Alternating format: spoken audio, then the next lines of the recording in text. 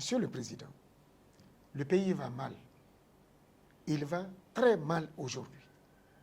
Force est de reconnaître que la description que vous avez faite de la situation du pays dans votre déclaration de prise de pouvoir correspond tout aussi bien à celle d'aujourd'hui.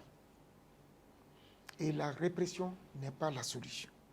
De nos jours, si on peut encore prendre le pouvoir par les armes, on ne peut pas le conserver durablement par les armes.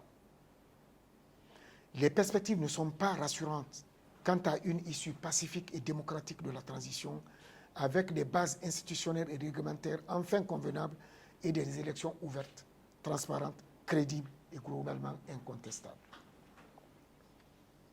Monsieur le Président, c'est à ce niveau que votre véritable rendez-vous avec l'histoire va se jouer.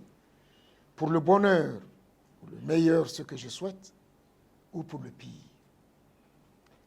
Je continue donc d'espérer que l'issue de cette transition sera heureuse pour le pays, même si au fond de moi-même, j'ai de fortes raisons d'en douter.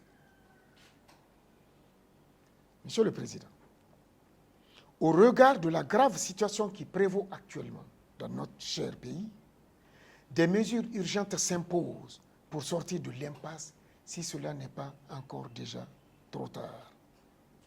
Elles viseront essentiellement le redressement et la réorientation de la transition vers l'unique direction envisageable, celle de créer les conditions d'un authentique dialogue inclusif afin de décrisper l'atmosphère sociopolitique, de rassurer les milieux d'affaires et les populations, de circonscrire les risques encourus et de favoriser l'édification d'institutions indomptables par les futurs dirigeants.